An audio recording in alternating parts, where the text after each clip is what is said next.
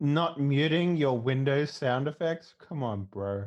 Why are you upset about that? Why are you upset about my not muting the Windows sound effects? I didn't hear anything. Yeah, he's listening to the stream.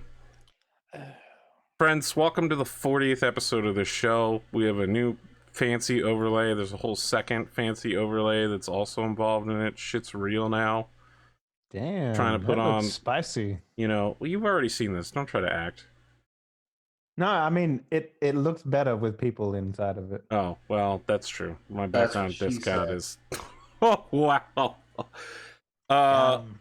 Speaking of Death Stranding. You know, I wanna I'm gonna eat this baby. No, I'm not. What the fuck? Jesus. Okay, I'll need to explain that one. That's no, fine. Please don't. I don't. I would love for YouTube not to do whatever it's about to do. It's not as bad as you think. It sounds pretty bad, Dave. Sony made the Rick and Morty guys do an advert for Death Stranding. Yeah, I saw that was a thing. I haven't seen it. Oh, okay. They ate a baby during it? Jesus. No, but they wanted to. What the fuck is Rick and Morty about? Cannibalism? I mean, I wouldn't put it past them, to be honest. Child murder, I guess? Yes, 100%. That's in there. Meanwhile, back here. So, right before the show started, apparently my multi-terabyte whatever disk thing decided to stop connecting. So when I tried to start recording, nothing happened. And Drumurboy made a quick joke about all the waifus on my drive. There was a fucking waifu massacre this weekend. I deleted something like 12,000 images and freed up a couple gigabytes there. It was a massacre. And okay, hold up. Do you go through the images? Like, every weekend you just like, time to check out all of my saved waifu images? I was just super Then why pissed. do you save them? No. Just in case. Many of them, I might have had a hoarder problem. Many of them I use as references, but now I've just pared it down to just comics and fashion references for artists.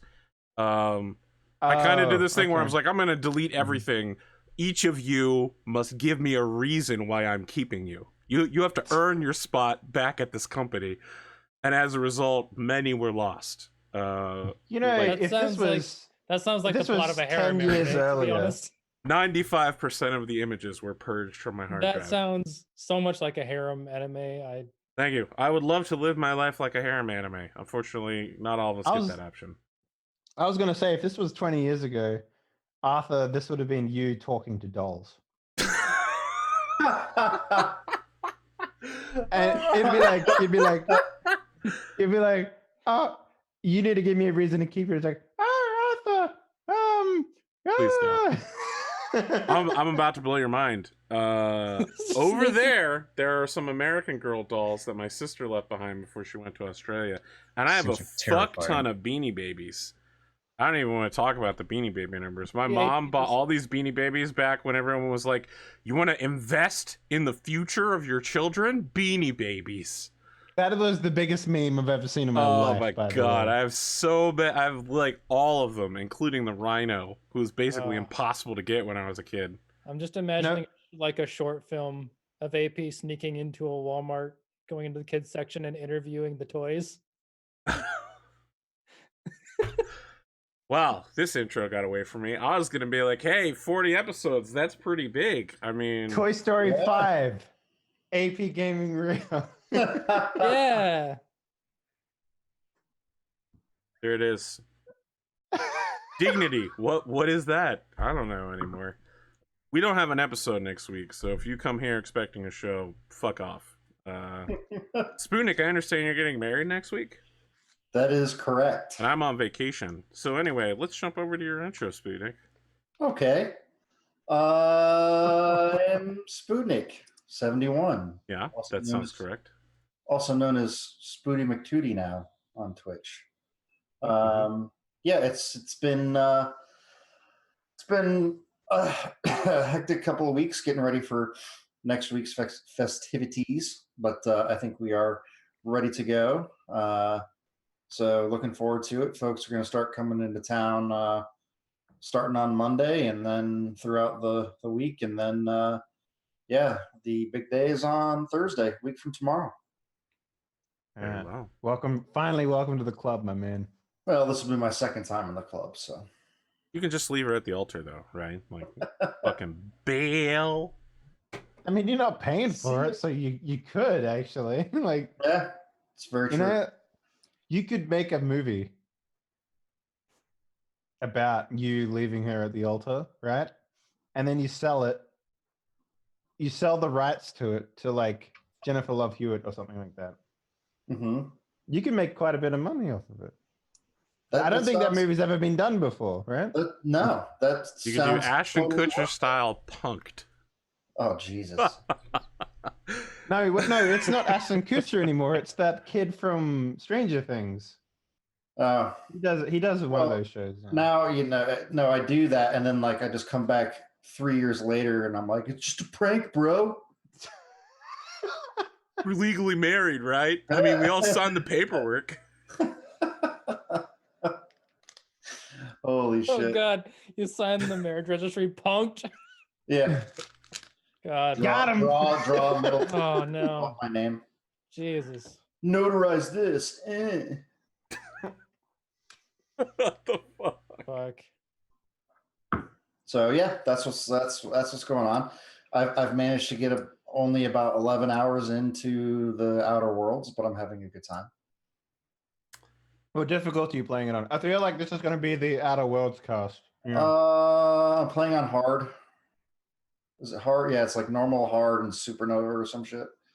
The one right below supernova. There's easy. I didn't want to deal. There's 4 difficulty levels. Yeah, well, I didn't want to deal with supernova either. Shit. Yeah, I didn't want to deal with it. Real stupid. Like it's honestly very stupid. I played it for a little bit on supernova. It is like, oh yeah, by the way, the game crashes a lot. Spoiler. And Crashed. Just on supernova? No, I mean it crashes for me like all the fucking time. Like I'll be walking around and just straight to desktop, just like. Really? Oh, okay. I haven't had a single. Yeah, I haven't had a single Average, crash. man. Dave, let's diagnose this technical problem. Start with drivers. Why don't you just unplug everything in your computer, plug it back in, reinstall the game? Or you can just jump straight to step 25, blood sacrifice. It works every time. Mm-hmm. But what do you think of it, though, Brian? Like, honestly. I mean, I like it. A lot of people say, "Oh, it's so easy. It's so easy." Well, I'm terrible at fucking video games, so it's not easy for me. I didn't find the very beginning to be very easy at all. No, the very beginning was difficult. Hard as shit until you get a fucking scoped laser rifle where you can take people out in like one shot or less. Yeah, it's super hard. You shoot somebody and like 5 more guys come out and they're like, "Oh, look at me! I can hit you," and then you're covered in X-rays and you keep dying. Ooh, I fucking teleport behind you. What's up, bitch? And I mean, you see the way that I play tabletop RPGs. Transfer that to the way I play a video game RPG. I don't optimize shit. Like I was using like the same shitty handgun for like the first 5 levels. Yeah, and I was like, "Oh, I got new weapons." And then like 3 levels after, I was like, "Oh, what does Tinker do? Oh, okay, now I can actually do shit." But I'm constantly forgetting stuff like that. So because and like the skills and perks and whatever. Like whenever I level up, I tend to just kind of blindly click around.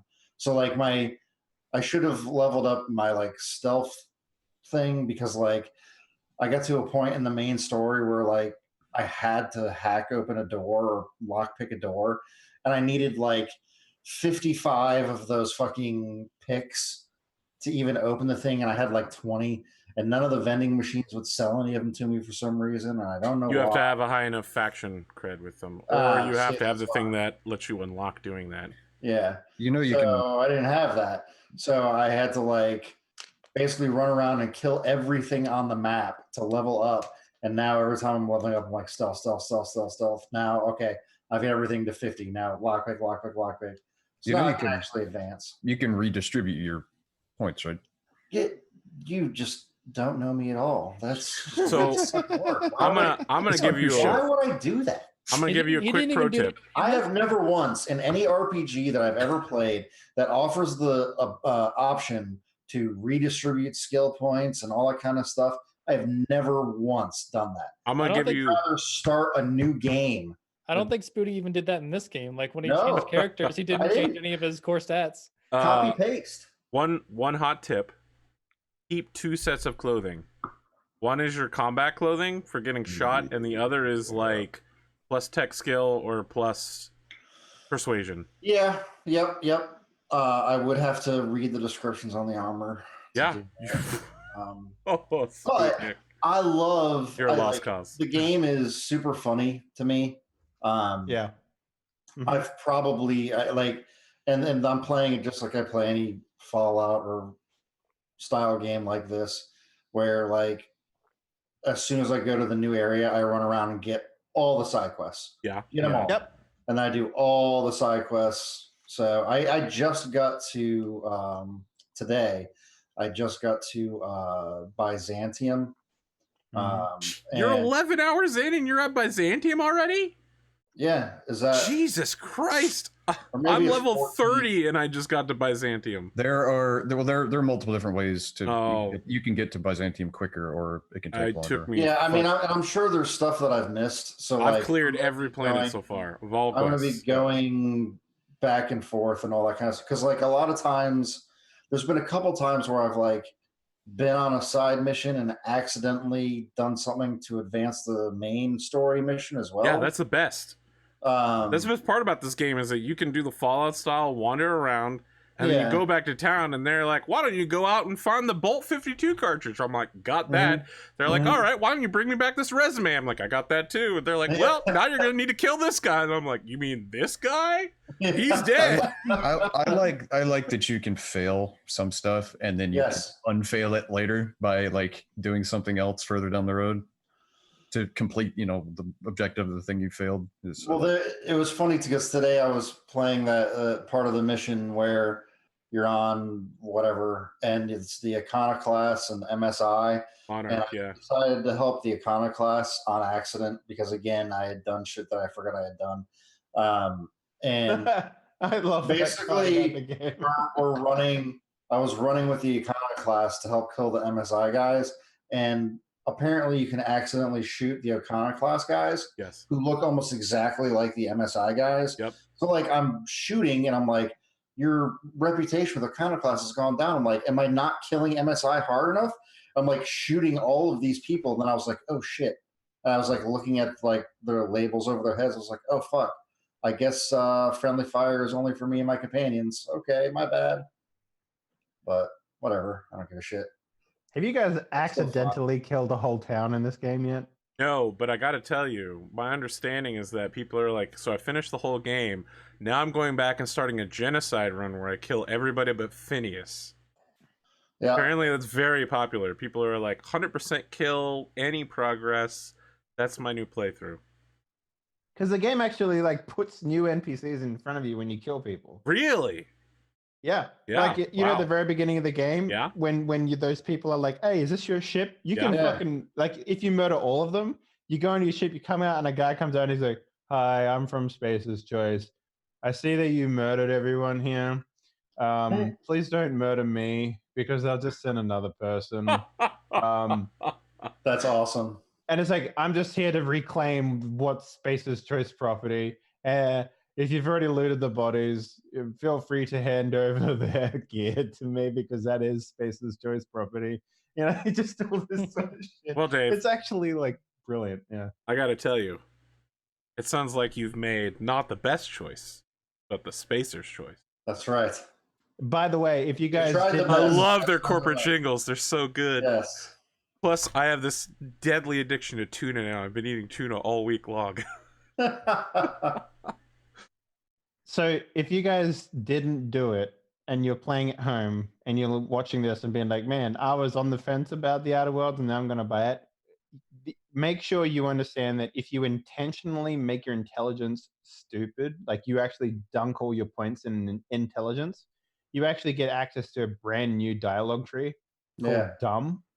And it is just the funniest fucking shit ever. Like, the game is funny beforehand, but now it's just like incredibly extra funny. Like, it actually mixes with like you can have dumb science, like you can have level 100 science, terrible intelligence, and your science, you fixing something with science is just like, well, I mean, maybe if I put frog DNA in it and then it like works. I want to do like a dumb genocide run. For I think you can do. There's some. I don't know if there's like. I don't think it's its own separate tree, but there are some conversations if you have high intelligence where you can, even though you as a character, you know it's his bullshit because you're so much smarter than the other person, and it just like that just sounds like something that a scientist would say. So I'm just going to go along with it, and they just completely buy your bullshit, and you have to have a high enough intelligence and persuasion to do it. And it's fucking funny. You can do it multiple times. Yes. What kind of pissed me off a little bit about, especially it started showing up on, I think it was Monarch. The place of the Iconoclast people. Yeah, that's Monarch. It was like, oh yeah, by the way, you wanna lockpick this shit? 95 points. And you're just like, fucking what? It's like a little tiny container. Why has it got 95? There's nothing good in that thing, by the way. I know. I had it maxed out at whatever, but I was wearing. The problem was I was wearing power armor, which takes 5 points away from stealth. Not all of them. Not all of them. Yeah, the good ones don't. Yeah, but the one I'm wearing has 100 points of armor on it, so I'm just like, yeah, okay. The one I finished the game with, I think, had like 94 or something, and then it actually was plus to tech. Yeah. I'm at Byzantium. I have a 68 armor one. It's like level 17, and I'm like, this is the best armor in the game so far. How is your shit so small? Nothing gets close. No, all of the drops right now are like 20 or 30 armor. Yeah. I tinkered the fuck out of that thing to get it up to 60 something. I bought a piece of armor that was 72 points, and then I've been tinkering it ever since. I gotta tell you, I think it scales with levels. Dude, I'm not even level 30 though. With quest progress as well. Like, I go back to the earlier places, and the equipment is higher level than it used to be. Yeah, I think it's just world progress. I don't think it's tied to levels because I've got 2 saves. I've got one where I kind of I've just like mostly just for it's kind of genocide whatever thing, but I just did the whole. I think I finished the main story at I want to say maybe 27 or something, and then So yeah, I don't think I feel like I'm just gonna stomp the rest of the game at this point. Like I have like 100,000 credits. I'm just gonna fucking roll everybody. Well, one thing I noticed at least was the further I started getting, your enemies start to do a lot more plasma, and like especially once the enemies start fucking around with it, like when they all have in-ray weapons, that shit fucks you up real quick. What do you guys think of the floors? Did you get any good ones? I got one. I don't remember what it was called, but like I take more plasma damage, but I do more plasma damage. I don't remember what it was called. I don't remember which one. I got the one for jumping. I didn't get that one.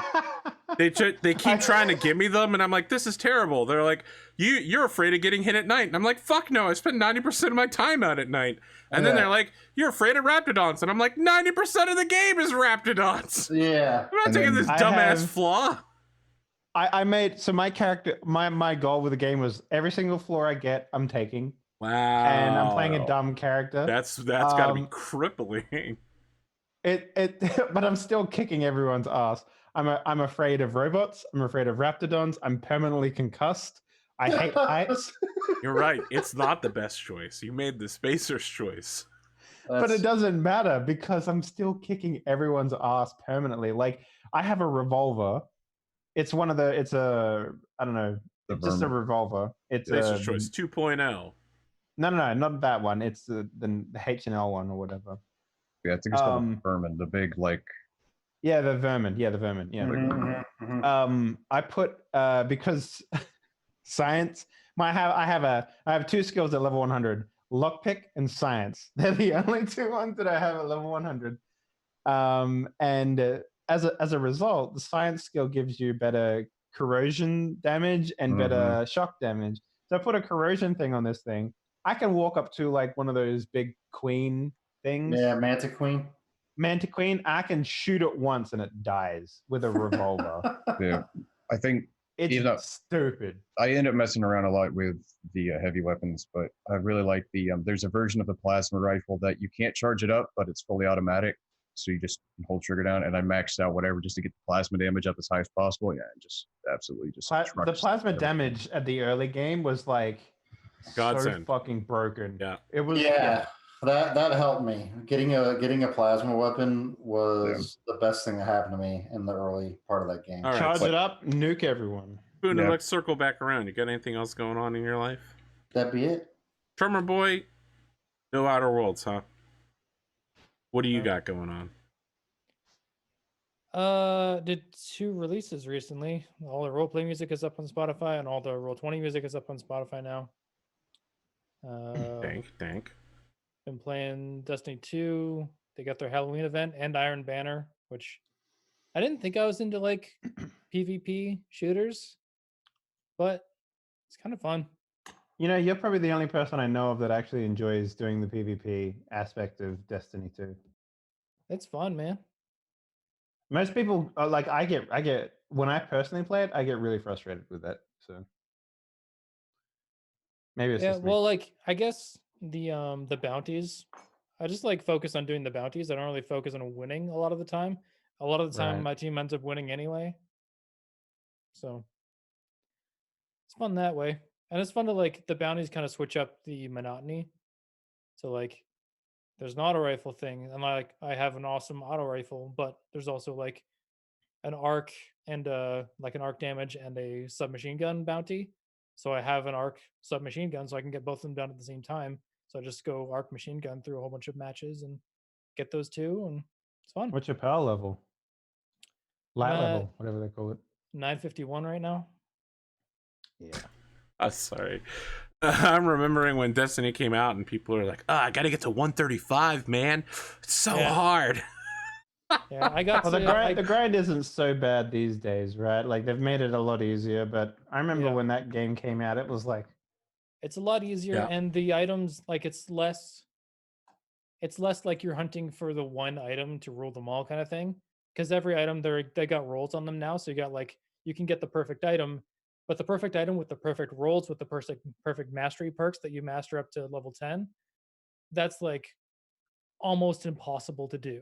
So like there's a lot more of like the loot grinding at the higher levels. So tell me about it. Yeah. And then also I've been playing a lot of the Blackout Club. So yeah, that game it's not exactly super fun to play. Like it's a little grindy, but it's one of the most interesting games I've ever played. Because the way that the narrative works is like they have a team of people being like a pantheon of voices that infiltrate people's games live and interact with them. So a lot of the narrative stuff in the game is actually in the Discord server of everyone telling people what the gods told them. So like a lot of the narrative is like a lot of speculation until things get confirmed by a voice. And then like it's like a major plot point that propels everything else further. Like one of the gods, one of the voices was killed earlier on, like earlier before like the game space, like the game time happened. And it just recently came to light which voice did it and why. But not totally which voice did it and why, because the voices are never completely themselves all the time. Like they're constantly changing and evolving and splitting off into different entities. It's really interesting. And you can only rather really do that with a live evolving narrative that's not coded in at all. It's really cool. I'm enjoying it. So if that sounds like something you'd ever be into, it does require a time commitment. So that's not something a lot of people can make. But I'm just playing it a few missions a night, playing it on the weekends with a couple friends. And it's been great. It's really good. Looking forward to where they put it. And me and Henley brought me into a game on his channel a while ago with one of the lead writers of the Blackout Club. So I kind of trust where they're going with it. So that's part of where my excitement's coming from. But yeah, I'm totally into it. Other than that, just music and sound design. Still working on that Nerd or Die pack.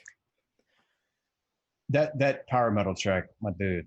I have to tell you, ever since you turned me on to Nerd or Die, I basically buy Mm. all their products, including this one.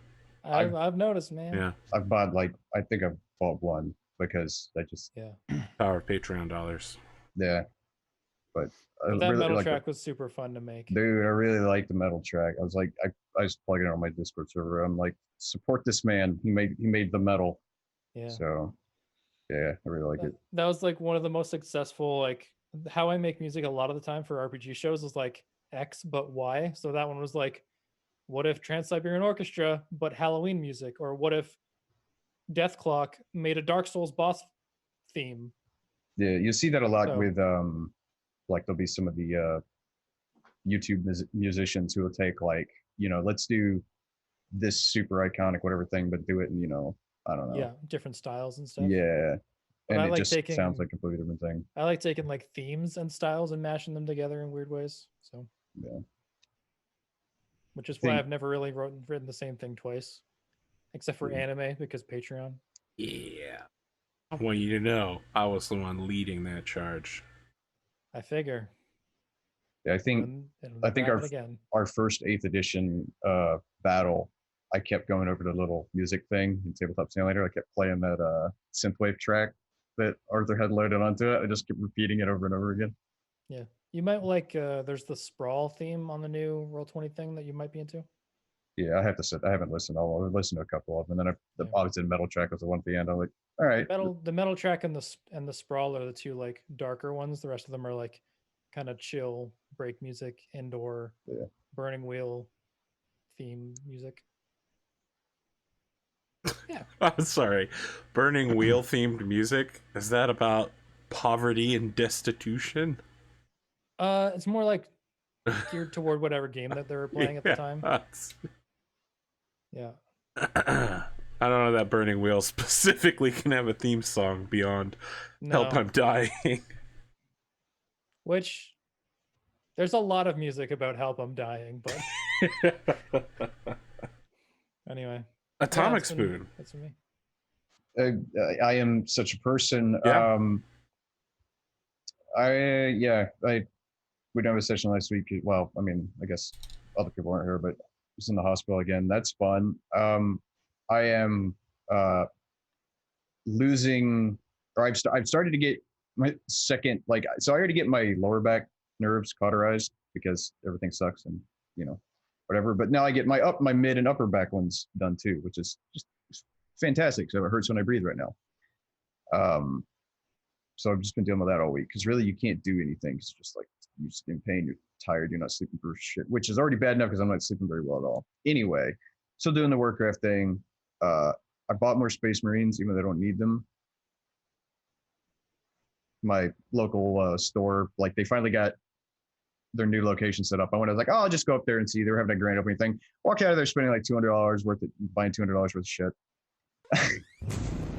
As you do. And then been doing that Outer Worlds, man. I finished it up yesterday, and I don't think I'm going to start a new game, but I'm going to start one. I have a save that's about midway through that I think I'm gonna do something with. So, but mostly just been doing that. It's pretty good. So I haven't had a game like that, like a solid RPG, in a while, because I pretty much don't play anything that comes out of Japan. I don't have any consoles or Switch or any other stuff. So yeah, it's pretty much just been me. Let me tell you, it's going to be a Switch festival next week for me.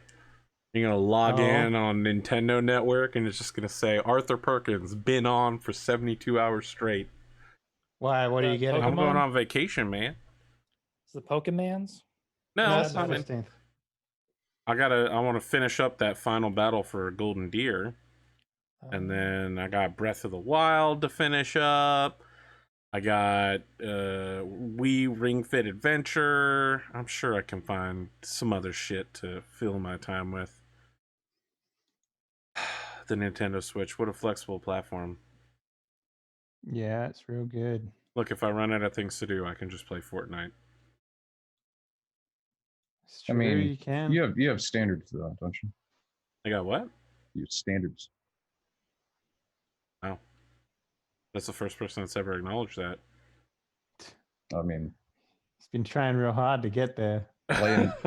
playing, you know, picking up that low bar that is Fortnite. I mean, you must really, really like. Played Fortnite a couple times. Look, man, I'm not out here doing the Fortnite dances, and I don't have any idea what's going on now. Last thing I heard, the game was shut down because of a black hole. Oh, Yeah, that was they- like Chapter 2 announcement. I don't know. I watched it. A lot of people seemed really excited. I don't get it. I don't play Fortnite, but The very little that I do know about it is like like another map or something. I don't know, like two. I think like two Fishing, I think, is a thing now. Warcraft expansions. I used to have a guy in our guild. They would see one of the devs for Fortnite back before it like blew up, and we would just hear stuff from him, and then it's like I haven't heard from him in years. So Listen, all the only thing I know is just the stupid memes. I bought into the closed beta back when it was like a single player co-op shooter like versus this. Yeah. PV Well, it was zombie supposed- thing. Yeah, And then I stopped playing it, and then one day someone was like, "Why aren't you in on this Fortnite, Arthur?" And I'm like, "What the hell? It's unfinished, right?" I was like, level 36. There's nothing to do. They were like, "Level 36? What are you talking about? It's a battle royale." And I'm like, "It's a battle royale. It's a battle royale. They did. It's a fucking zombie shooter game." And they're like, "No, look at this. There's this really cool guy named Ninja." And I'm like, "Who the fuck is Ninja?" Yeah. Yep. It's like if PUBG and DayZ were the same game at one point. Yeah. Crazy shit, man. Atomic, you got anything else? Not really, man. I've just been hanging out, just doing that. I got some upcoming procedures that shouldn't interfere with anything, but I'll know closer to when that becomes a thing. All right, I'll my new keep you plan in abreast. life is to trick Games Workshop into making a game for the Switch. I would be surprised if there's not one of those. They just hand out the fucking IP. To A good fucking game for everyone. the Switch. One Oh, to well, bait you yeah. into buying it. No, dude, fuck no. I'm not gonna buy a console handheld whatever for one game. If people were doing that for like fucking Red Dead and stuff, I'm just like, if you're gonna play other stuff, that's fine. I'm not gonna buy, spend that much money for one fucking game. Bloodborne made me get a PS4. That's all I'll say. I mean, more power to you. It's like there's never been a game that was so good. And then I that played I Neo invested. 2, and I'm just like, I'm sorry, Neo 1. Neo 1 was the shit. dude. Magnifique. Because like I play MMOs and then I play shit like Arma. It's like it's just I've always been PC. You'll never get that on a fucking. I know.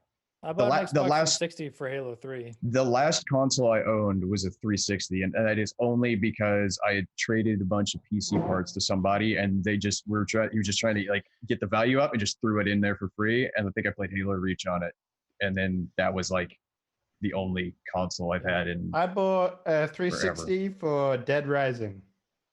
Oh yeah, dude, Dead Yeah. Rising is so fun. That was I played it on the CRT. Couldn't read anything.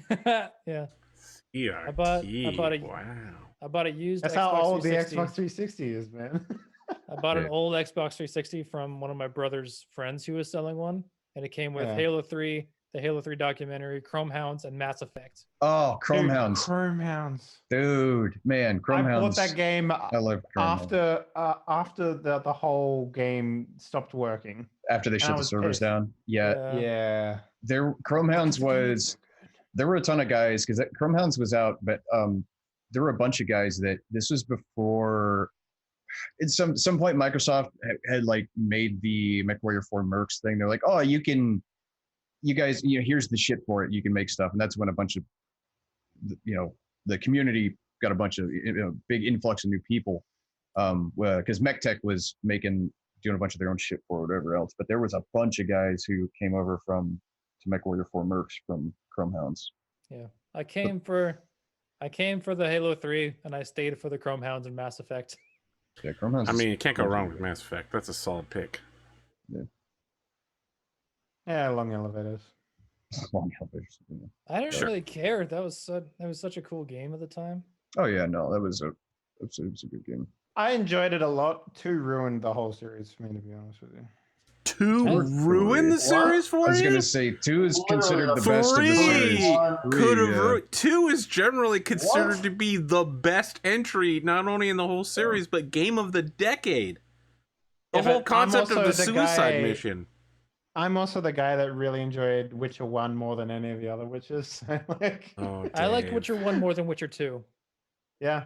I mean, that's not I hard never played to... any of the other Witchers. They were too Witcher boring. 2 felt like an excuse to make a Witcher 3, which is what they wanted to make all along.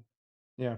So Witcher 1 and 2 had the same problem that Dragon Age did, where the first one has kind of a better story, but the second one is mechanically and quality of life just substantially better.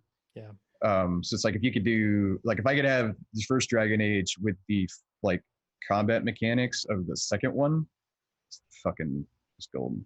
I don't know. I really enjoyed Dragon Age 1's. Like, I wouldn't play it again now, but I really enjoyed it at the time. if CD Projekt ever made Witcher 1 like a remaster on the Witcher 3 engine, that would be sick.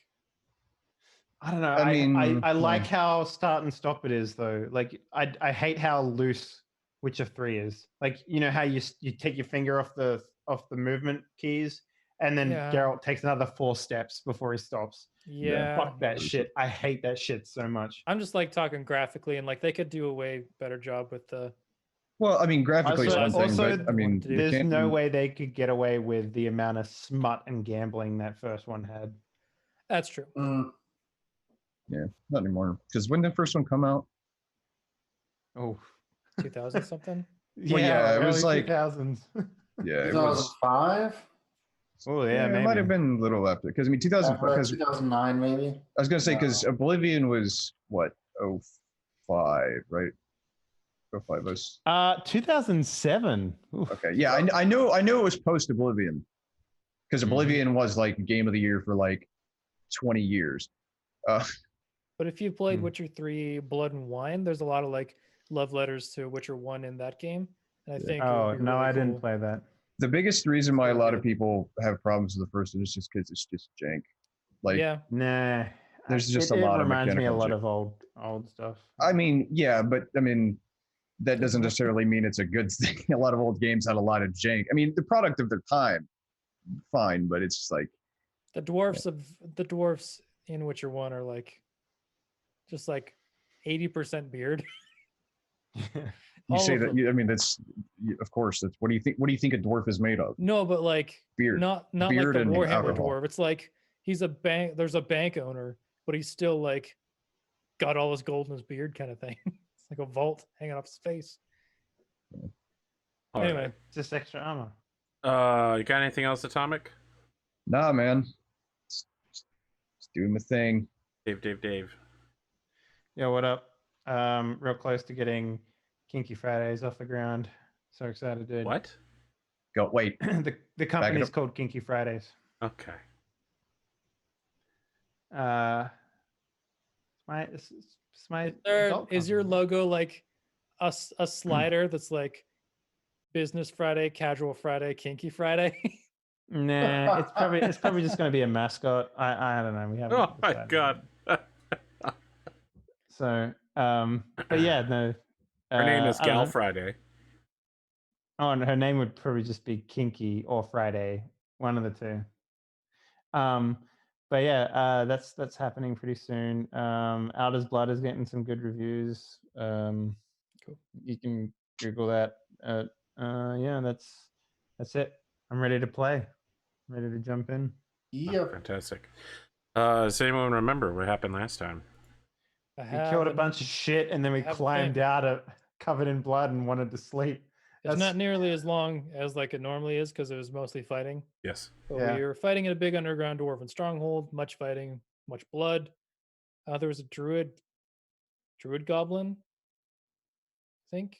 Yep. That the dwarves sacrificed himself to seal away untold horrors beneath the hold.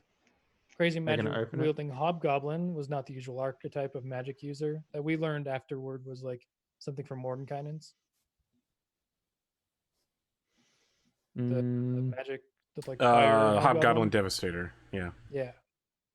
The Ledger and Sarkor magic box are still yet to be found, but we need to rest, so we're headed to rest and then delve into the mines again. And that's what I wrote down. There's probably more than that, but Oh yeah, a and lot of fighting. I wrote on the thing, do something about reviving Gygax Oh yeah. or something. Yeah, because he died. But the important part is there's Valiantly. like some sealed evil in the base of this hold that we have to deal with, or like, and find the Sarkor Heidi box. Mm-hmm. I do remember that. Yep. This is mostly accurate. Yeah. As In a few you weeks. as you all exit the dwarven tunnels, and you get that video game effect where when you come out into the light, you're like, I can't see anything. And you shake your head around as it starts to come into focus, and then someone turns to you. It starts the Skyrim intro. Yeah. You're awake, friend. You're finally awake. I can't see anything but this title. The best part about what you were just doing, Henley, is the fact that all of you are crouched down super low coming out of that tunnel too. So not only you're doing this, but you're scrunched down while you're doing it too. The most annoying modern video game trope is this. That's yeah. it. I hate that shit, man. AKA all the Far Cry games. God damn it. The only one that is good in is Doom, when he's like, boom, punches the computer. That's the only thing that's good. Oh, there was, I forget which game it was, but like someone who like popped their, like they bring their hand on screen, their thumbs just dislocated. Yeah. And they pop it back in. And like, oh God. Yeah. Far Cry also has the one where you take a knife and you just dig bullets out of your arms. Yes. My favorite one is getting the stick of matches and just jamming it into a bullet wound. I mean, wow. All right. So it? Finley Longbottom, as you were exiting, you find yourself seeing the floating blob. They're literally just like blue blob energy in the shape of humanoids. You're in some sort of magical archive. There's lots of what we would consider like 3D holographic displays of just like random math equations floating around, illusory beasts that are popping up that are just like 3D rotating around as these blob creatures are studying them and going like, ooh, ah. One of the blob creatures in a lab coat comes up to you and goes, "Oh, you're here, champion. Come with me. Come with me. Now, I understand that you've had some problems deciding." They sound exactly like Justin Roiland, by the way. Man, Rick, I see you had problems deciding, huh? I would say they sound like the guy from Zombieland, the lead character. Yeah, Am I deciding? Chicago or whatever his name is, right? So he says, "Oh, well, as you know, here come this way." Like he waves to you, and when briefly your arms come into view as you like push away something, your hand does not look elven or halfling at all. It's like 90% ripped muscle, and you have like faintly purple blue skin. Ripped muscle, like, oh yeah, ripped? you're like the fucking Like rock. Jack? Yeah. It's just new. He says, "No, you've always looked like that. Look, Yes, I've always looked like this. Here are some of the options we're working out for you. Okay, Eric Croca, we believe that these things might come into focus in approximately 72% of futures. You could become a bird person, a bard, juggler. We're thinking you're really hard to pin down here.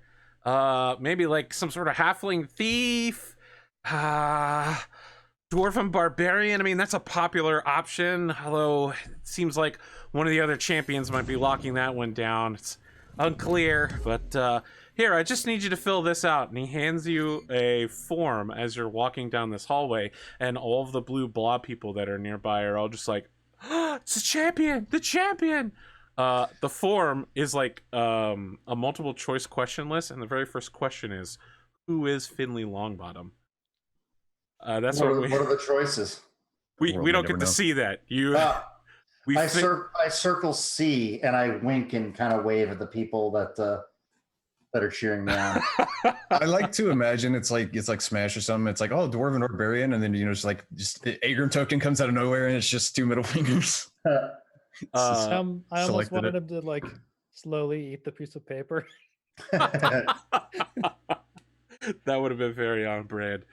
You snap back to the current reality, Finley, where you see Riverin sitting, but her eyes are completely black, with a single orange bar. Vaguely like goat's eyes, but somewhat more demonic seeming. When she sees all of you, she blinks again, and they return to their normal tiefling-ish. And she just kind of sighs from atop your wagon. There are 2 dead goblins standing nearby that all of their fur hair has been burned off of them, and their clothes appear to be piles of ash nearby. Did you do that? Agram's just going to start clapping. She says, I had to call for help. Who was helping?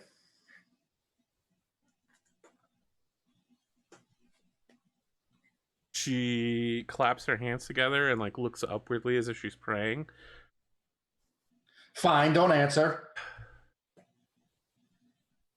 Sometimes we have to ask for help from a higher power.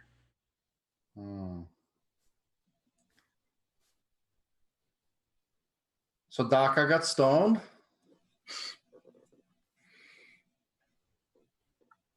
What does this mean?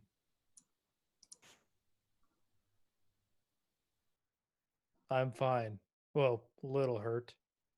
There was no stones though. There was all fire and arrows. There's a giant flaming rug at one point. That's true. You got wrapped up in a rug. I remember that. Wasn't You slipped fun. out.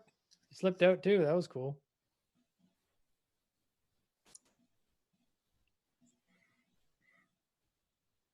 Are you okay? You look confused.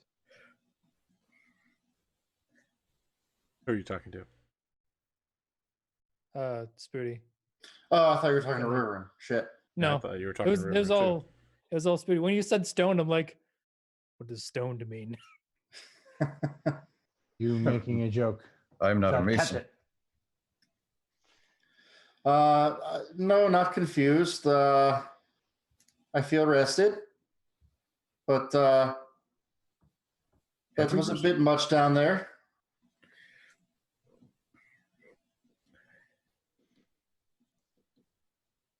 The other druid turn you down? I think I made a friend. Might come in useful. Are they able to cast spells? Because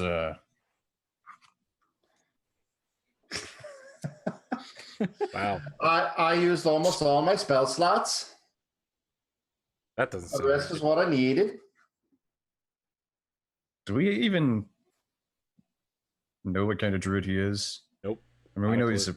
Yeah, okay. Never seen him do anything Yeah, that would that's what I'm imply saying. what We type of just- druid he is. Has he ever turned in anything? No. Not yet. He's waiting for guess- the reveal when he comes out as a giant ape.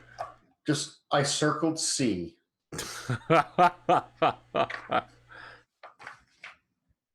I guess I'll walk over to where Riverin's at and like inspect the bodies and like, good job. So I'll start setting up camp. yeah, Okay. she hops down and just kind of walks over and pokes one of the bodies with a stick, and she's just like, you told me to run away, but it felt like I could handle it, so I asked for help. It's good to know you can defend yourself or can ask for help from someone else who can. Eventually, you'll be able to defend yourself without relying on the help of others, I think. Yeah, I lost the axes somewhere. I look over to Agron to see if he heard that. It's just, you know, they're hard to find after you throw them a couple times.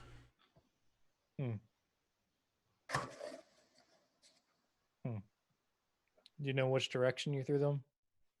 She points to the nearby woods. That way. She must have hucked those things pretty far. If anyone like, if Kelly doesn't need help setting up camp, I'll take River's hand and go look for the axes. Okay. What's your passive perception score? 13, I believe. Okay. Yeah. You find the axes pretty quickly. There's some signs that there was a battle out here. You know, occasional arrow or spear lying around. Nothing surprising. There was also a fire that started. Got a couple of trees. Still appears to be smoldering a bit. So when you say you asked for help, who did you ask? Well, I asked, the unnamed mask. Good. It's good to know he's helping you. I wasn't sure how far this whole patron inhabiting a body would go, but it seems like you have it under control. So she kneels down and picks up the two axes, and while facing away from you, says, "Yes, help."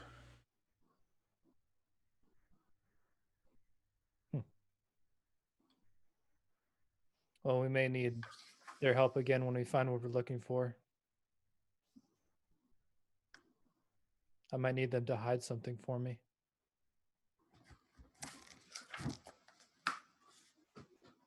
And then, if that's it, return to camp. Okay. She grabs your hand so you can walk back together.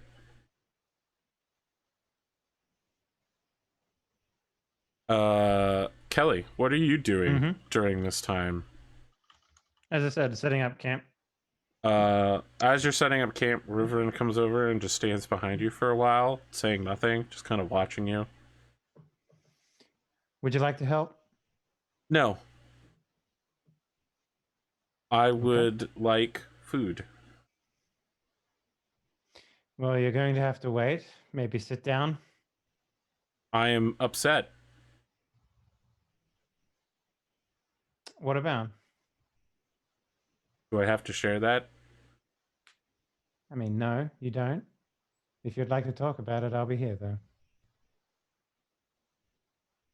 What would you like to eat? We have a couple of suggestions we can make with some of the rations we have, but it's not going to be amazing. It'll be edible. Is there a river nearby? Or stream or anything?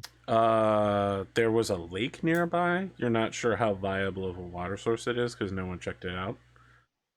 Certainly, you know where it is, so you could go over, get it, and come back. Yeah. She just says, if I help you, will that get dinner faster? Why, yes, it will. Very well. I just would like to reiterate that I am upset. Duly noted. And as mentioned, I will also reiterate the fact that should you need to converse with someone about your feelings, I will be here to receive said feelings. She just starts unrolling bedrolls. Mm-hmm. I'm way fucked up, by the way. I'm like, there's like cuts all over me. I'm covered in blood. I'm like, oh, yeah. No. I'm like drooling blood out of my mouth, and like my arm is like all dented and shit. We have rested though, right? No, we haven't slept yet. Not yet. Not yet. I'm at 1 HP, basically. I'm very much in this. I'm very much in the same bag as Kelly is. I was genuinely fucked up, but I might be, I don't know, cutting firewood or something. So Arthur, when I level up as a warlock, do I get to change something? I can't remember what it is. You can change your invocations. You can change one of your you can change invocation, and then I think you can change. Oh God, there's another spell thing. I can't change any cantrip that I've chosen. There's I don't know if it's a spell or cantrip. You can change your invocations, and then at some point you can also, every time you level up, you can exchange one spell for something else. Okay, Because I was gonna, correctly.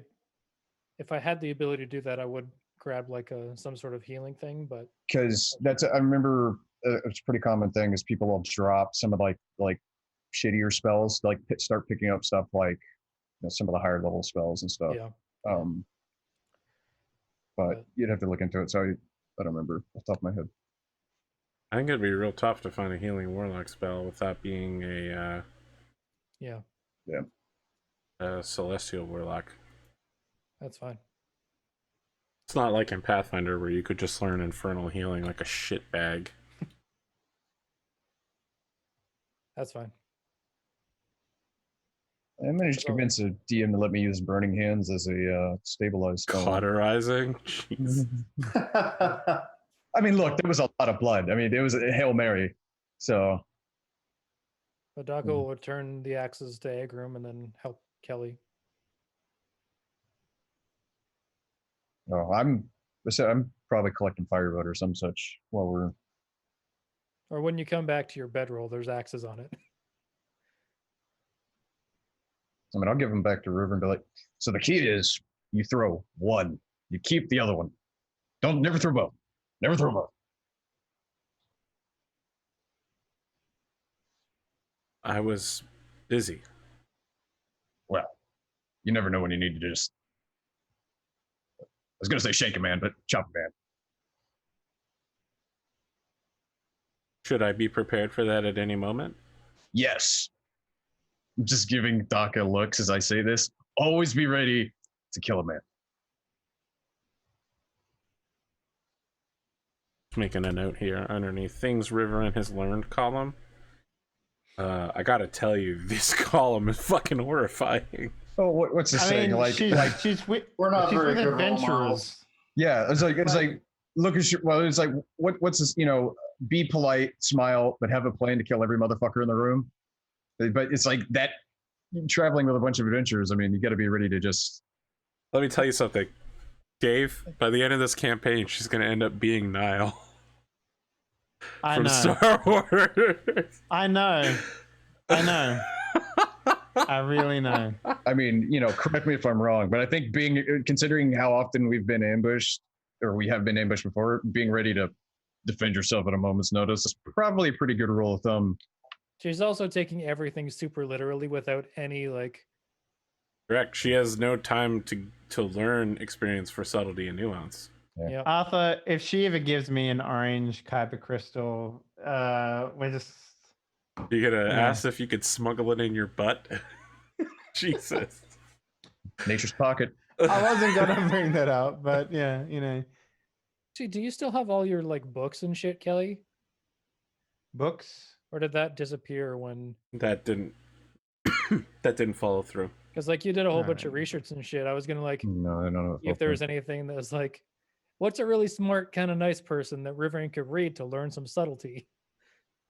I mean, I can recall a lot of information with my Sage background, but yeah, when it comes to the research I did on artifact hunting that I did specifically in that timeline when we were for 3 years, that's all gone.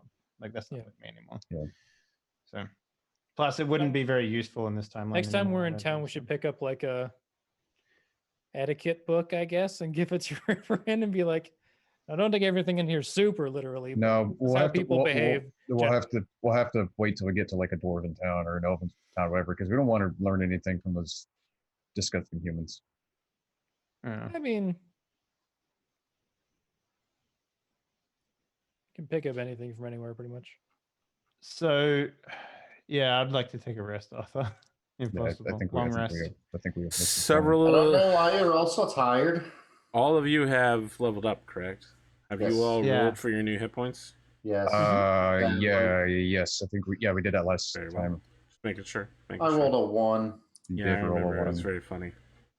I think I rolled a 1 as well. Rolled a 10. Maybe. Yeah, I got max at 16. No, I got a 4 on mine, I guess. So, yeah, it's not so bad. But I think me and Finley are the most hardy right now, so we can take first and second watch. Mm-hmm. Yeah. Okay. How do we? What's the ruling on getting dice back? Hit dice back. You get You get one back a day. You get sorry, how many? Don't you get one back a day? I thought it was half your. You know, we can Well, find if out more we're- about this using the power of D&D Beyond.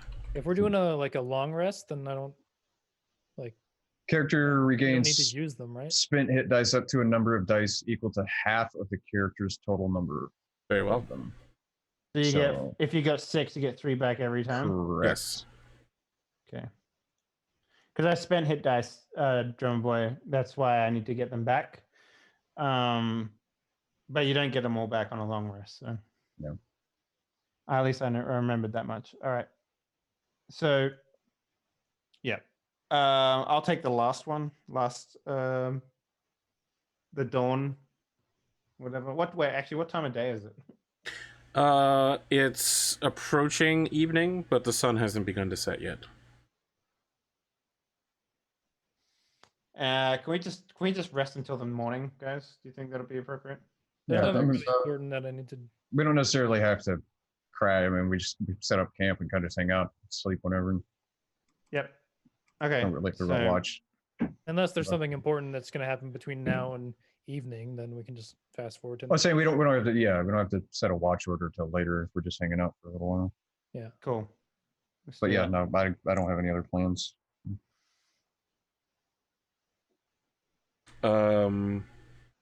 What's the watch order?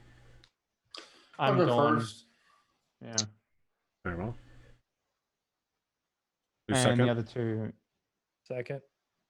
I guess I'll Adrian go said. third. Yeah, Okay. Mm-hmm. 'Cause I think I'm the only one that does not have any spells. This will be slightly longer than your normal 8-hour rest, but I'm assuming you guys can just extend everything outwardly with no problems. Can I get a survival check from Agrim? Yes, you can as soon as this cat gets off my nuts. Well, It's not November, right? Yeah, look, this cat's really trying. He's just trying to get revenge, honestly. All right, oh my goodness, look at this new overlay. It's It's only 24 do you? Hey, one or two problems. 24 means friend. At night, several scrounging predators approach the campsite, as one might expect from a location, I guess I could say, replete with dead bodies that have yet to be removed. But you drive them off with little effort, and they are no threat to you. I mean, I was gonna say, I assume at some point we're not just asleep by dead goblin bodies. We might have at least moved them slightly away from camp. But yeah.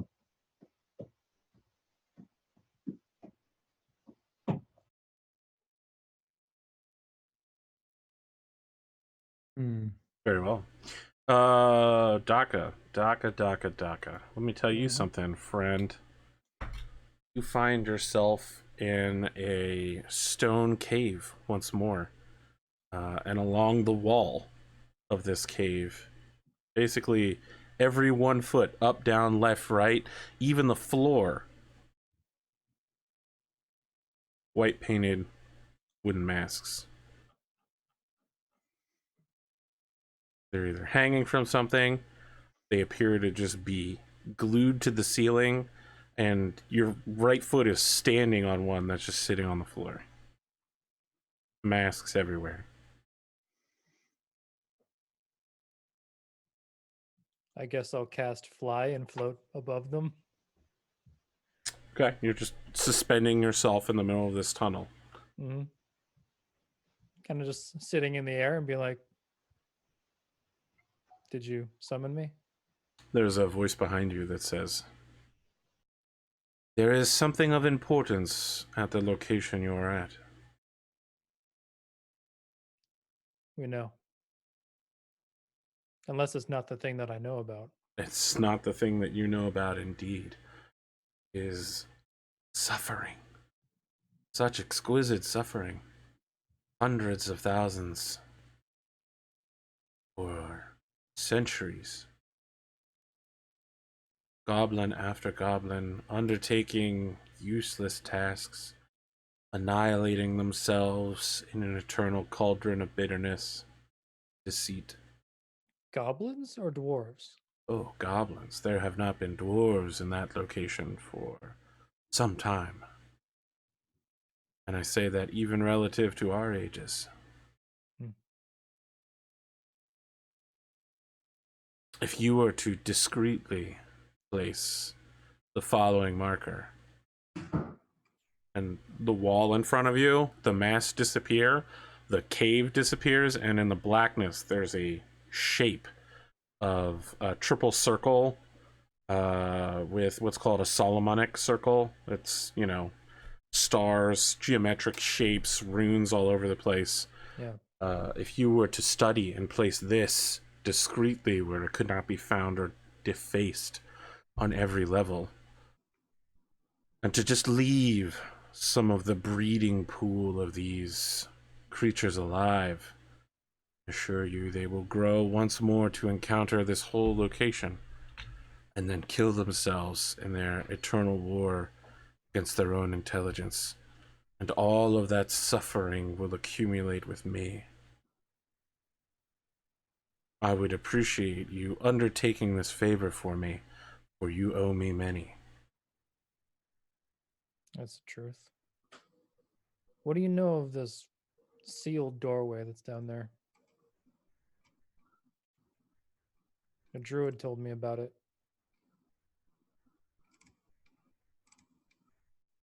What do you know of the Astral Sea? What do I know about the Astral Sea, AP?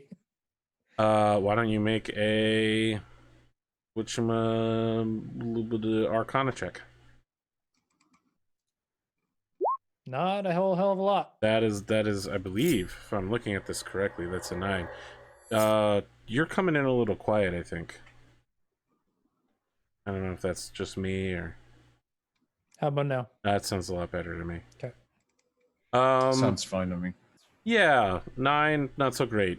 You have some sort of ability, though, for being a, you know, your background. I don't remember what it is. Researcher.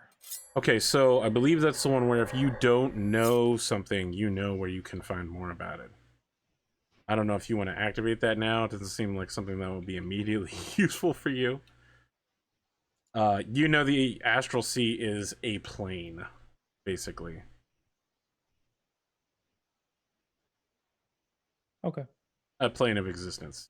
You know, in the same way that this is the material plane. You know, there's like fire, water, earth, air, astral. Those are like the main ones. I'm just seeing in the description whether I can actually use it, because I know I used it once. You can use it, and you would find out. I would tell you something like, you know of a researcher, or you know a great sage who knows about the Astral Sea. I'm just trying to remember when I used it last, because I don't know if I used it in here. I used it in here because you have used it once. Because I mean, there's no time limit on it. I think you can just use it whenever you don't know something. Some of them are like once per long rest or something. Not researcher. Yeah. I mean, research is just when you don't know something, you know who has that. Sure. Oh, just checking to make sure. Would you like to use that right now? I would. You do know that there is a learned individual who is said to have spoken with the planeswalker Tarnax the Monochrome. Almost certainly is an expert on this kind of thing. He's known as Flurry the Elder. He is a elven statesman. Why does that name sound familiar? It's come up a couple times. It's also in the world primer for the show. Yeah. I've also written it down before. Yes, because it's come up a couple more times since then. Yeah. Just trying to remember. We've been trying to get in, we had floated the idea of trying to get in contact with that guy or something related to him at some point in time. I don't remember how long ago that was, but didn't Fleur the Elder make a thing for Ergrim's character? Not like made a thing, but like, isn't the hammer of Fleur the Elder or whatever? No. What was that? We had talked about it. I think it was the last time his name came up was when Agrim and Daka were doing their nerd thing for like that week or whatever in the desert, Control F. I think. I don't know. It's been a while. Yeah. Shit. I know what I forgot to do. We even wrote it yep. on the fucking thing. I forgot to revive Gygax. You can summon him back when you wake up. Yeah. It only takes Before we did the long rest. yeah, it takes But I was 10 gonna, minutes. I know, but I had a spell slot reserved for it before I did the long rest. But yeah, whatever. Glory the Elder involved with the creation of humans as plague rats. Biological warfare book was written 80 years ago. You know that is the kind of man who one could receive information about extraplanar activities for. I thought he was dead. I thought he was one of the ones that was like really old and dead. Oh, he's very, very old. He's one of the original elves. Okay. Yeah, he's like 2,500 years old now. I also assume I could get Riverin to inscribe the symbols. Certainly that's something you could assume.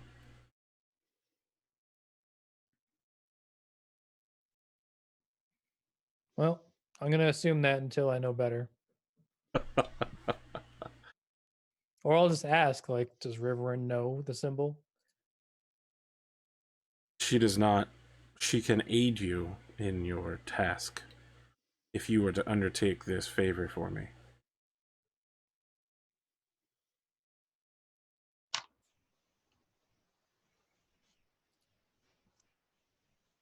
Okay. Well, Daka will try to remember the symbol as hard as he can. Very well. Can you make an intelligence saving throw for me real quick? I can. 20. Well, that's a 20, so you remember the shit out of it. Sick. This version of Daka actually has decent intelligence. Well, I mean, you're still a warlock. Yeah. So it's not your main style. Unless you want to maintain control of the dream, it will begin to fade. Oh, I'll like ask him while he's here. The thing that I thought I knew about is a box containing a Sarkor. But Stalvin Black is interested in the box because it can apparently hide anything. It is indeed hidden from even my eyes. If I find it and I give it to you, can you hide it? Or give me something useful to put in it, so if we ever return, but I cannot hide it. Well, then if you can use it, and Stalvin Black wants to arm us with magical weapons so we can destroy him more easily later, I'm going to let him. Do not mistake what I am about to say for disagreement. But did you not make a deal with him to return this box? It is worrisome to a creature such as I for you to not honor your deals. Well, then if you'd rather us return a box that even you can't see to one of the greater threats to this plane, then maybe you can hide something within it that will surprise him when we show up. Stalvin Black is hardly what I would call a threat to me. Perhaps to the existence of the mortals. Yes. Do you care for them? I've learned recently that they're the reason I'm here. Is that so? That doesn't answer the question. Do you care for them?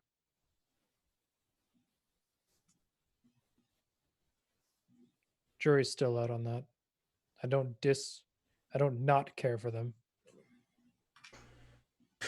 I think that so before you is an infinite void of blackness with this symbol, but to your left, right, and behind you, above and below, the masks are still there. And a laugh begins from one of them, and then all of them echoing into infinity begin laughing. And the dream then I fades. stopped trying. Yeah, the dream ends. So I guess when you wake up, Gygax is there. Yay. Dave wants to min-max the Gygaxing. No, I'm happy to do it. No, after. I it's completely fine. forgot about It's that perfectly reasonable. It was written on the table. Atomic even said something before the show started. I completely spaced in the fact. I was like, yeah, of course I would revive Gygax. Well, we started doing the Riverin thing or whatever else, so I just kind of distracted. The blob man. Well, it'd be funny that I get woken up out of a dream to Gygax doing a dog-like thing, like whatever. I'm throwing a ball at him. Yeah, and he's bringing it back. He's like running over top of me and then running back because he's so huge. Yeah. I mean, he's so much bigger than you, and his legs are so small that he could probably just step over you constantly. He doesn't ever have to touch you. Yeah, that's what I think. Probably dirt on your face. that was the reasoning we used when we were in the dungeon, where like I was sliding underneath him. Yeah, totally. Is there anything else we need to do? So it's been about 14 hours since you were last in the dungeon. Yeah. As the light of day creeps into the eastern sky. So my understanding is you've cooked trail rations once again for dinner? Yeah, I mean, we don't have anything fresh on us right now. Yep. So. Delicious trail rations. Broccoli beef. Could go kill those bison. Really... MREs? Yeah. I mean, could make that druid really sad and kill her bison. It's always been noted that Kelly carries a lot of spices with him or her. He's a spicy boy. So it's probably saved by the use of spices and stuff. So got the infamous spice pouch. Yeah. Spice chest.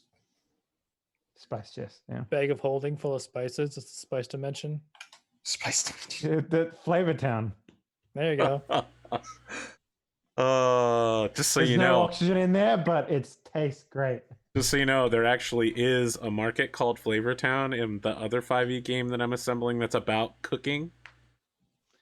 It's about there's no farmland anywhere and there's no food left, so you have to go into the dungeon, kill monsters, and bring them back to cook. And so everything it's like dungeon meshy.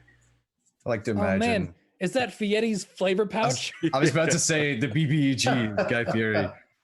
Or maybe just his hair. Either or works. So there's like Monster Hunters. Dungeon dives and Dungeons, drive-ins, and dives. Oh god. Monster Hunter style bosses that when you defeat, their first form, they basically stun you and run to the next battlefield. You have to chase them across the level. And when you defeat them, they teach you a new food recipe. Nice. Anyway, I just felt like Flavor Town is a very important subsection of the local community. Also, like, kind of like a Battle Chef Brigade, kind of Iron Chefy. You gotta go kill this giant beast and use its liver as a secret ingredient. Oh boy. Let me tell you something. The actual Iron Chef Brigade in real life is so fucking weird. They were like Power Rangers. Mm-hmm. What's the plan? We're fully rested. Let's head on back in. Finish this. Yep. I believe that was our intent. One of the books that Riffin was reading, if there's like a blank page on it, I'm gonna take some charcoal and a stick from the fire and like draw the symbol that was in my dream. Very well. Please, I invite you. This. Make a Arcana check at advantage to recall the symbol for her. 22. Yep. Okay. So now, if she's accompanying you, she can basically the two of you can automatically create the symbol with no check. Cool.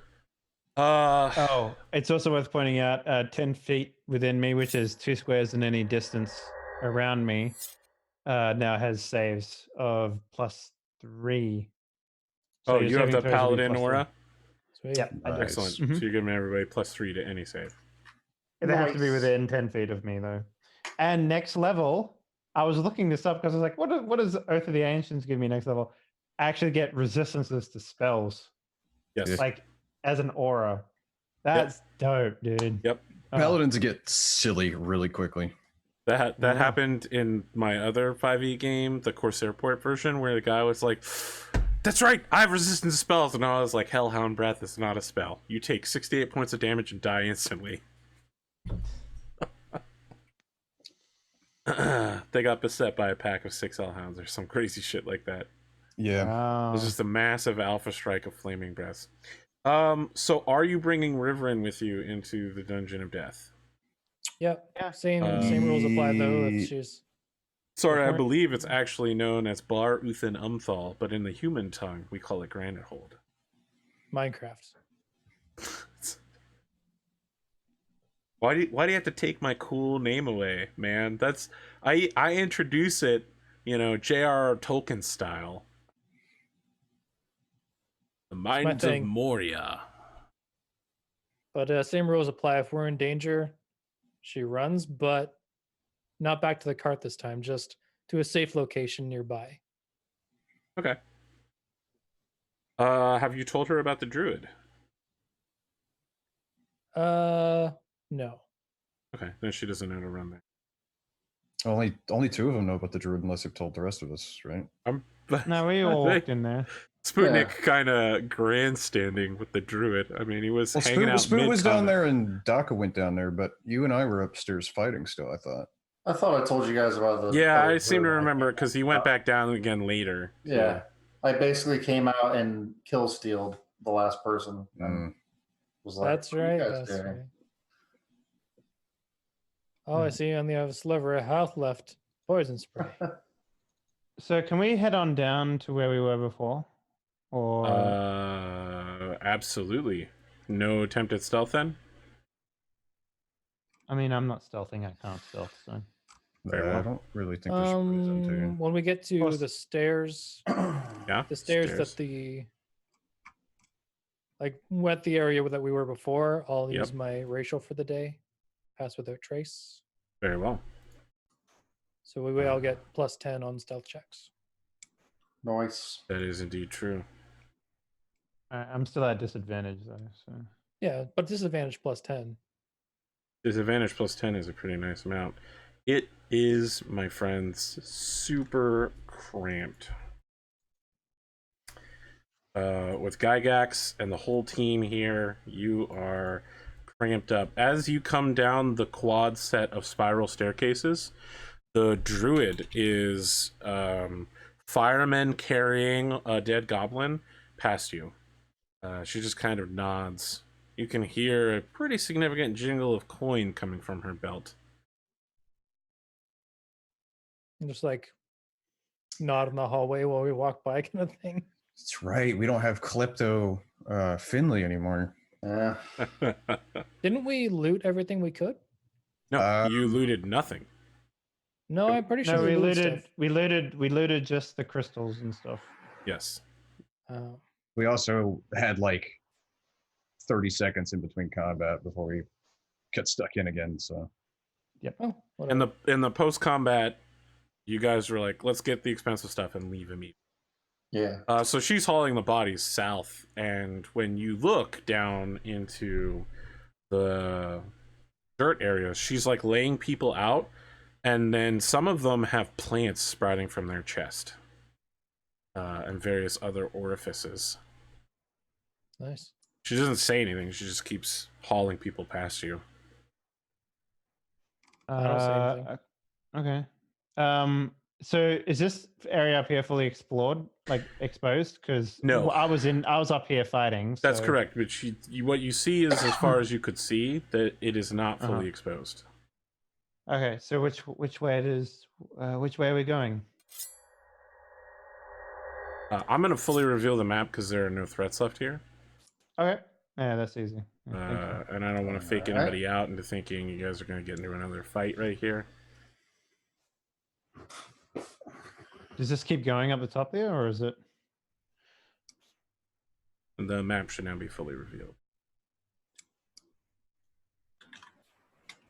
More or less. Is there? These What are about down the. here? Okay. Yep. These are the strip mine places that were dug out, right? The northeast section, yes. Yeah. You could see that they are currently in the process of digging more out. If you'll recall, they all had pickaxes. And they Instead were of like combat equipment. There was like a vein of something over here, right? Correct. Okay. Well, I don't think we need to explore the mines too much, right? What's the likelihood that we've walked around everything here? Daco Like would do like a quick little loop. Yeah. Yeah, we went. So in the upper left-hand corner, up here, there are a number of cushions. There is a lot of drapery and banners, books, and an alchemical workshop. This also appears to be a place where they made spell components, and a arcane forge and laboratory. Ooh.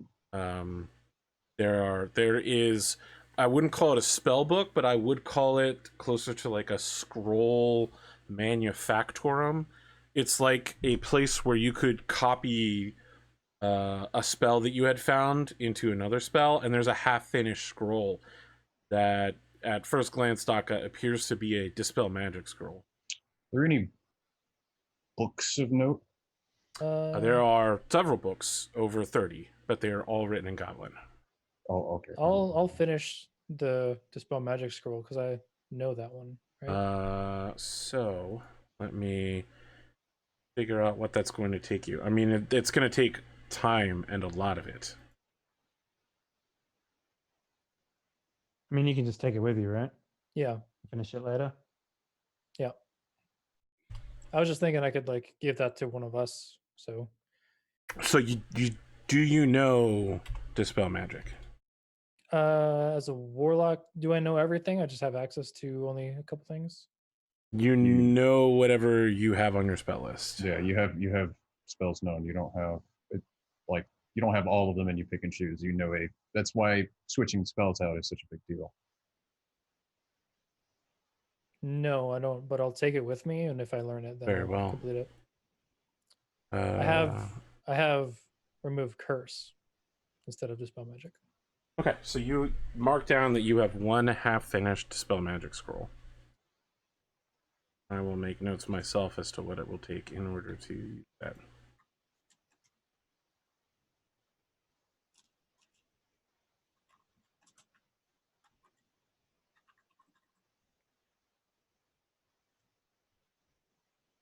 Wow, we really got to update our group inventory page.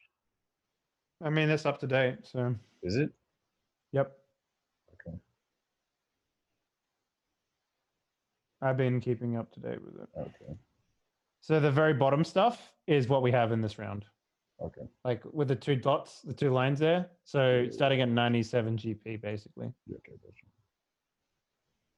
We don't have a lot at the moment. Is it in a handout or something, or is it? There's a drop down for handouts, and it's down at the bottom code group inventory. Right. Should I throw the half thing in there then? Sure, if you want to. I just keep a list of what we have every loop, basically. Yeah. We basically start off with like, I don't know, like 100, 300 gold pieces at the start of every loop, and then we go from there. And that's sort of how I've been doing things. So.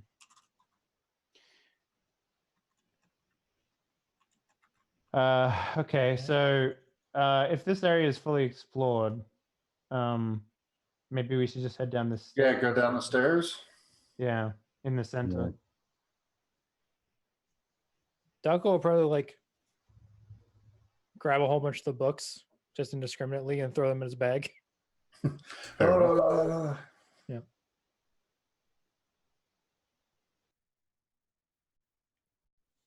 any books in any language that I know the party can read. They're all in Goblin. Then that doesn't matter. I'll just grab everything.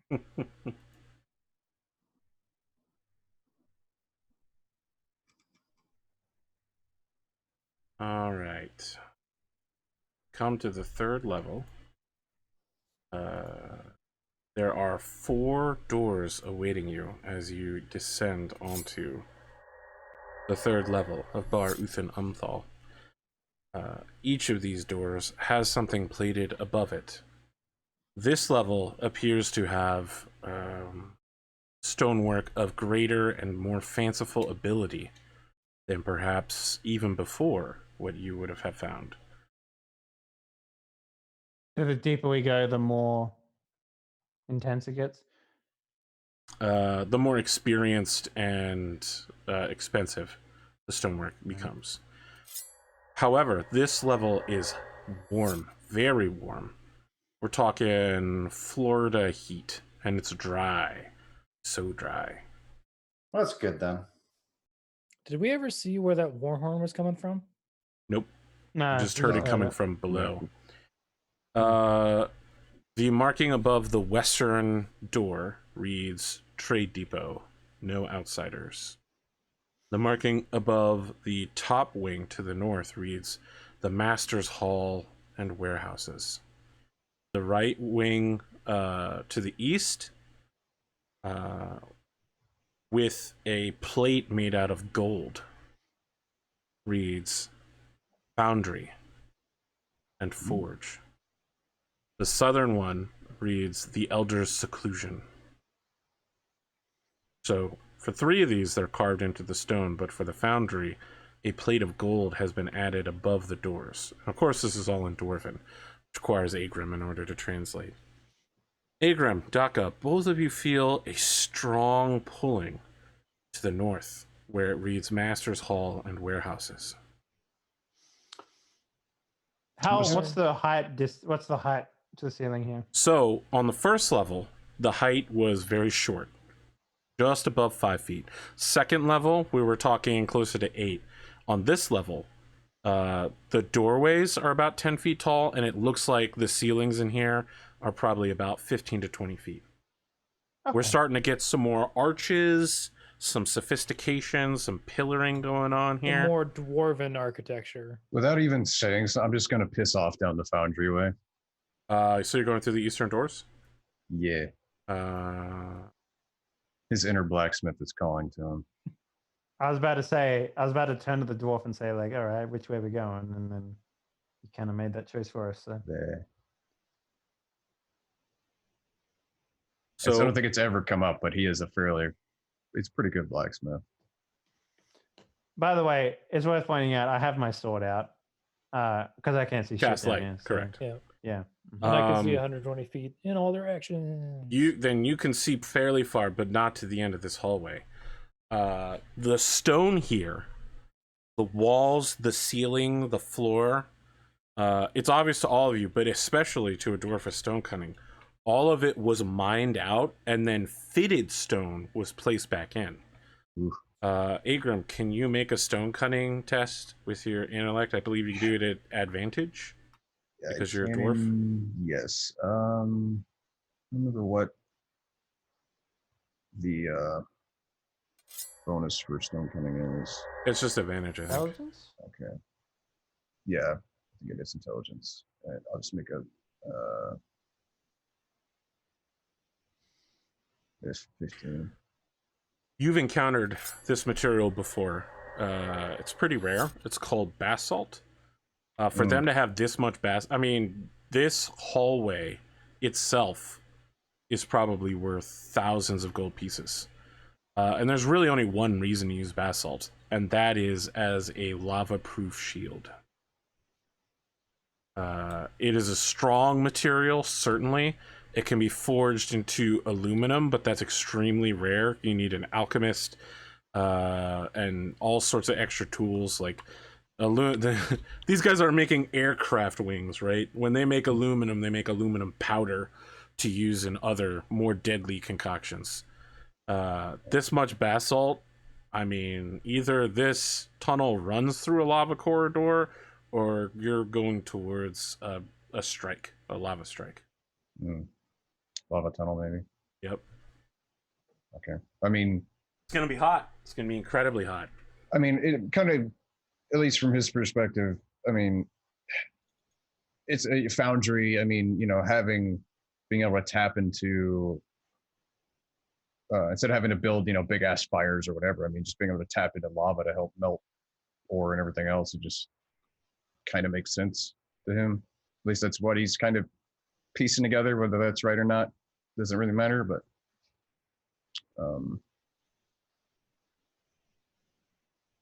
so yeah, I guess I'm gonna keep making my way down this way. Are there, like, can we see if there's alcoves already? Like, we got the other one, or is it just a straight alcoves? Everything here has been fitted to be perfectly and unnaturally smooth. Okay. This is like, if you've ever seen any of those Buddhist rock temples, where the whole temple is made out of rocks that have been fitted together so perfectly that they form a wall. That's like this, except they've all been sliced and cut into cubes. Yeah. Okay. All right. Well, I mean, I'm down for to keep going down this way unless anybody wants to stop. You just Leroy Jenkins your way down there. I mean, I'm not Leroy. I'm not made a decision. We need to explore everything. So yeah, We'll follow the dwarf. So as you're going, Riverin is holding her hand, Daka, and she says, "Weren't we going to leave that symbol on each level?" Yeah. Will we do it on the way out? That's the plan. Okay. Don't want to get the job half done and then die. That would be a problem, yes. Oh, okay, so I looked it up. Stone cutting gives me double proficiency, is what it is. Okay, well, we'll assume we passed anyway. It would have been at 18, so it's whatever. Cool. Yeah, no, I mean, as you know, whatever is like, the sign said forge, by the way. We figured. Look, let me have my moment, damn it. Everyone turns around and is like, yeah, no, we can all read that now. That's good. No, we can't. How far are you guys moving? Well, I imagine all the way to the door unless something stops. Yeah, I mean, it's just... Sure, let's move our tokens then. all right. Just in case there's any traps that trigger and kill all of you. See if what's my dwarven spidey sense goes off. That's not a thing. I mean, barbarian spidey sense, but as you approach the door, Agrim, you've been looking for alcoves. Instead, there is a gold-plated panel, just like the one that was above the door. Next to it are 3 pegs, and then something to hold a hammer in, like 2 prongs that would hold a hammerhead up. On the door? No, they're next to the door on the right-hand side of it. And it reads, "Take notice, follow procedure, lest ye beard be burnt." Would the little cutout for a hammer be conveniently the size of a blacksmithing hammer? It would. I happen to have a blacksmithing hammer. I will place it in the appropriate slot. Very well. The other pegs go unused.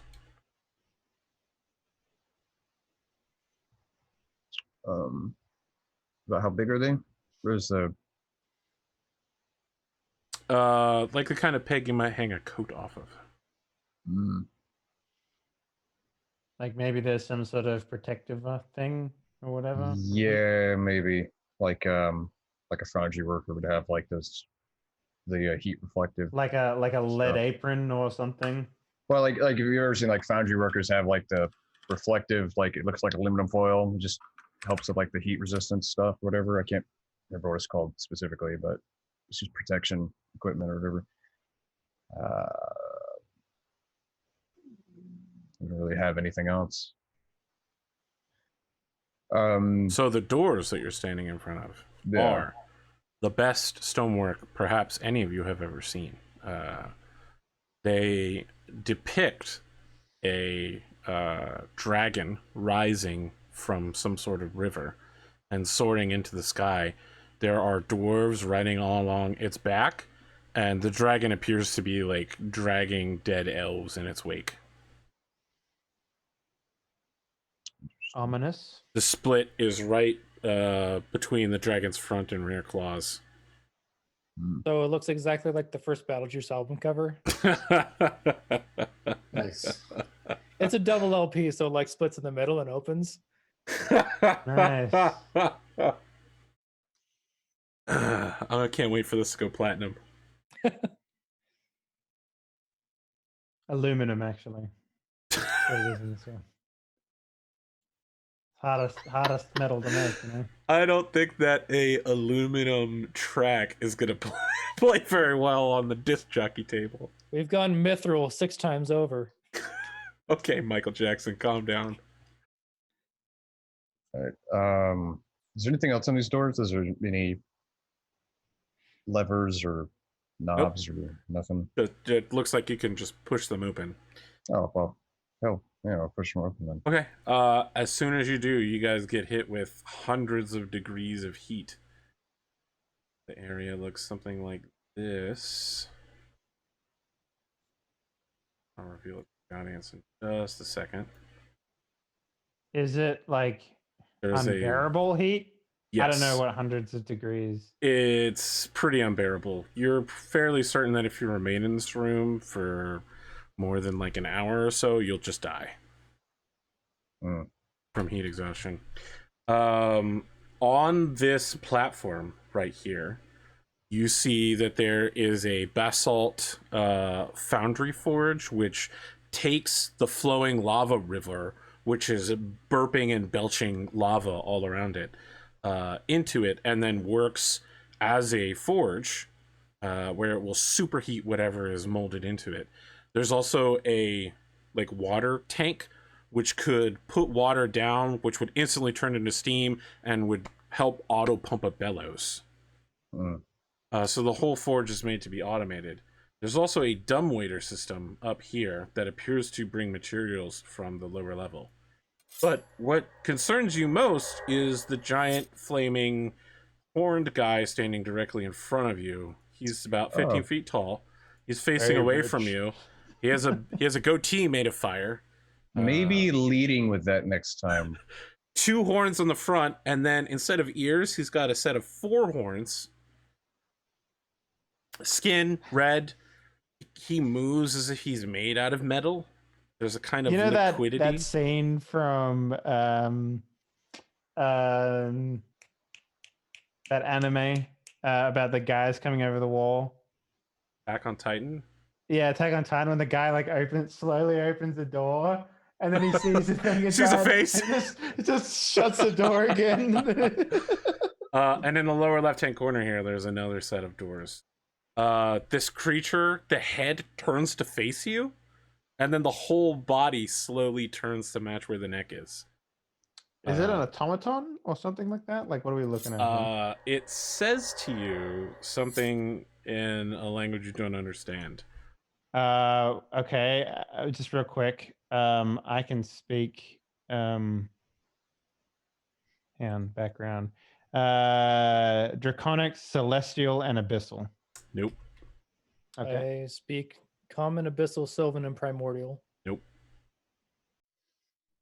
I speak Dwarven. It's Dwarven. Not Dwarven. Does anybody say anything in Dwarven? Yeah, sure, why not? Hail, pointy-eared friend. It is me, The dwarf. creature says, you speak the language of slaves. Excellent.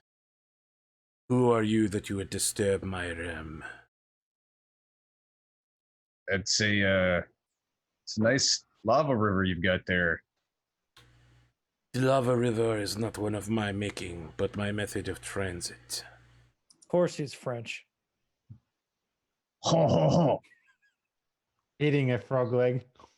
The creature places one hand behind it, one hand in front of it at the waist level, and gives a formal bow and says, I am Prince Khosrau. I will reciprocate the bow, and I was like, "Hello, it is a pleasure to meet you. My name is Kelly, and this is my adventuring party." Ah, adventurers. I suspect you will be disrupting my business, but that is of little concern. I'm perfectly content to leave you about your business, and I'm just gonna fuck off. Are you certain? Do you not wish to reacquire this fortress?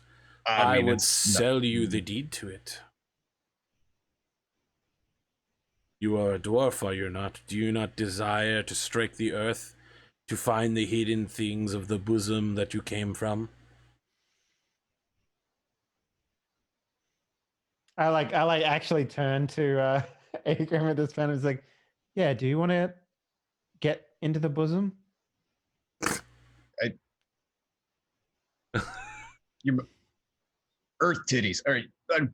So how do you feel about bosoms?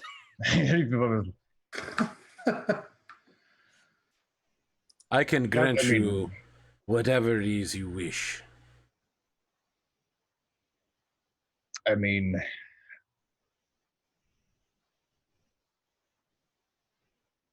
let's see. What were oh yeah, hobgoblins. I was trying to think, because it wasn't just goblins, hobgoblins, right?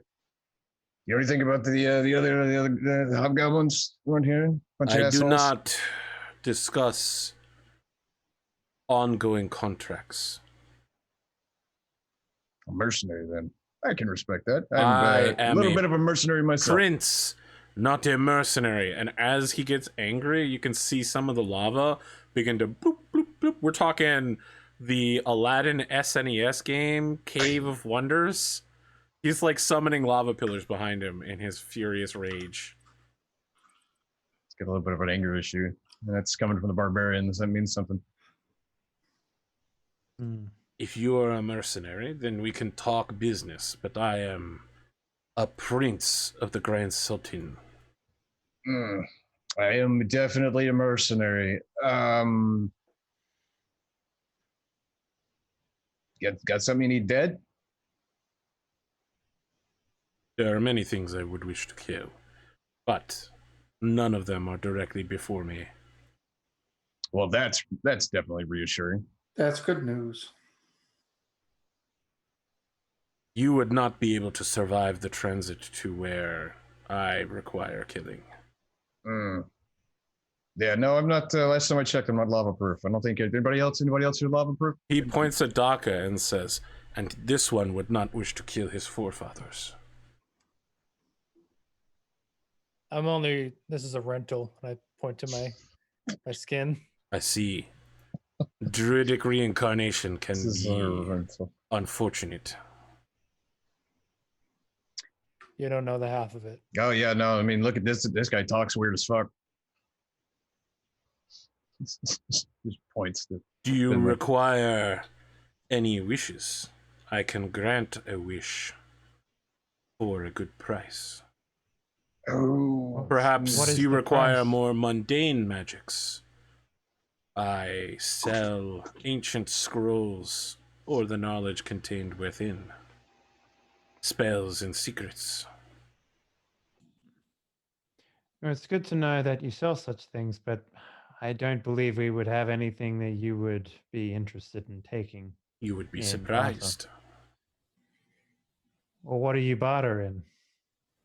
Slaves, sacrifice, gold, gems, precious metals. We have gems. Gems? Not too many. What kind of gems are we speaking on? What were they? So barrel. How much? I pull out the uncut gems. I was like, this is all we've been able to require at this point. How many gold pieces is that? 50 GP each. Yeah, so he looks at it. He's like, that is not much gems at all. As I said, we do not have a lot, but it's good to know that you're here. If we find more, we'll know what to do with them. I will remain here as long as my contracts require me to. If you find something you wish to trade with,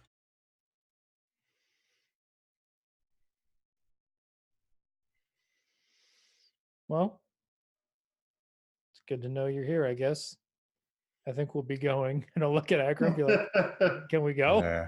I mean, What about down here in this room? Are yeah, we it's like? I'm not I gonna actually keep asked him. It's like, do you have any problems if we continue exploring in this direction? You may find yourselves great injury entering into that room. Oh, I have not opened the door myself, but apparently there is some form of decrepit fungus growing in there. Could be violent. fungus. It makes little effect on one such as myself, but you all are all uncannily mortal.